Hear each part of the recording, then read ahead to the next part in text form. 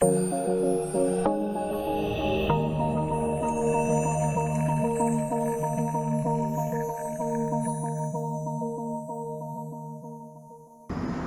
Assalamualaikum warahmatullahi wabarakatuh. Selamat pagi semuanya dan salam budi luhur. Hari ini saya Eza Budi Perkasa akan menguraikan materi lagi ya pada mata kuliah kecerdasan tiruan, dan pada pertemuan kedua kali ini saya akan menguraikan tentang permasalahan dan luar keadaan ya. Mari kita lihat ya.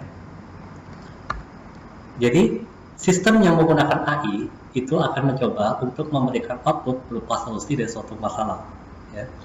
Sebelumnya sudah saya bilang bahwa caranya AI dalam mencari solusi masalah itu adalah berdasarkan kumpulan pengetahuan yang ada, yang sudah tertanam di sistem cerdasnya.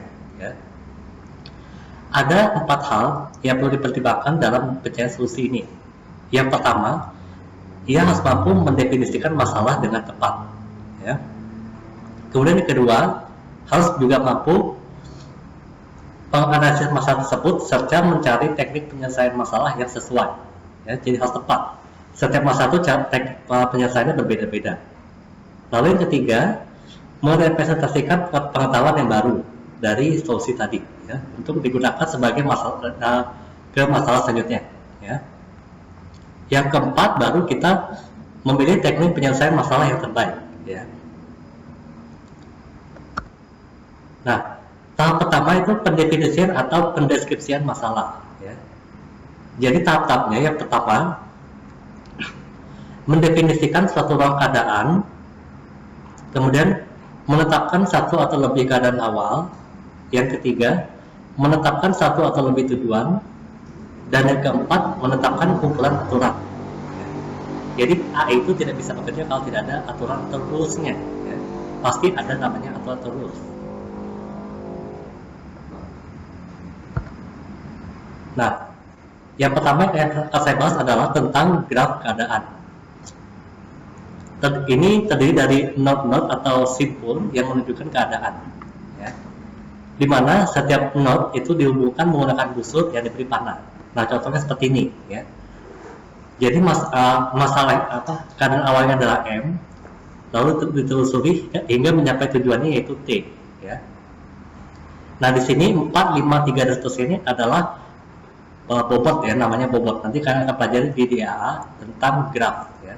Jadi ini namanya bobot ya. Perumpamaan seperti ini, misalnya kalian mau bepergian ke kota, misalnya dari kota M ini mau ke kota A jaraknya 4 kilo. Nah, inilah maksudnya ya. Kayak kita bikin peta ya. Selanjutnya adalah pohon pacakan ya. Kenapa dibikin pohon pacakan ini? Karena apa? Graf keadaan yang sudah saya contohkan sebelumnya mempunyai kelemahan, yaitu ada kemungkinan terdapat pelacakan suatu node secara berulang atau siklus ya. Nah, solusi dari masalah tersebut adalah dengan menggunakan pohon pelacakan. Jadi dari graf keadaan ini bisa kita konversikan ke dalam pohon pelacakan menjadi seperti ini ya. Seperti gambar yang ada di sebelah kanan ini ya. Nah, perhatikan begitu kita konversi graf keadaan ke pohon pacakan ini, maka bobotnya akan hilang ya. Jadi bobotnya tidak dipakai, jadi cuma ada node saja dan tidak ada arahnya ya. Kemudian ada pohon AND-OR. Pohon AND-OR ini dia digunakan untuk mempersingkat atau menyederhanakan pohon pacakan. Jadi misalnya ada beberapa nih yang level di bawahnya itu sama ya, maka bisa disederhanakan dengan menggunakan pohon AND-OR. Dimana kalau ada N itu ditandai dengan arch ya, atau busurnya, jadi seperti ini ya, yang sebelah kanan ini. Kalau sebelah kiri ini dia OR, jadi kalau di sebelah kiri itu bacanya dari M kita bisa ke A atau ke B atau ke C. Perhatikan atau ya, jadi dari ke M bisa ke A atau bisa ke B atau bisa ke C, itu kalau sebelah kiri. Kalau sebelah kanan bacanya adalah dari M itu kita bisa ke A dan bisa ke B dan bisa ke C. Ingat ya, kata-katanya dan bukan atau ya. Itu kalau N ya, ada arch-nya. Kalau OR tidak ada arch-nya ya. Nah, contohnya dari pohon pelacakan sebelumnya ya, jadi dari pohon pelacakan ini bisa kita sederhanakan menjadi seperti ini ya. Nah, seperti ini. Perhatikan, jadi bacanya ini dari M kita bisa ke A, B, C, dan E, atau hanya ke D saja, ya. Lihat di pohon pacakkan sebelumnya, ya. Jadi di M ini bisa A, B, C, E, ya.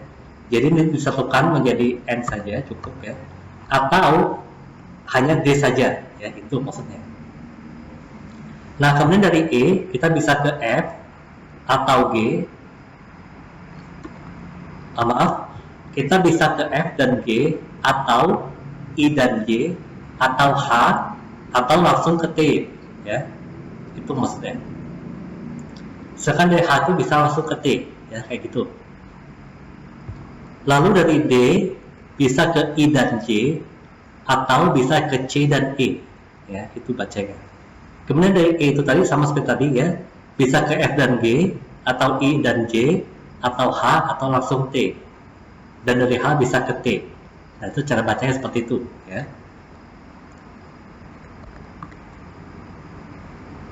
Oke, mungkin sekian dulu video saya. Materi kali ini cukup singkat, ya, nggak terlalu banyak, ya. Silakan kalau ada yang kurang jelas, silakan di komen di bawah, ya. Kalau ada pertanyaan, silakan komentar di bawah atau hubungi saya langsung, ya. Sampai jumpa di pertemuan selanjutnya. Saya Ailis. Assalamualaikum warahmatullahi wabarakatuh dan salam budi luhur.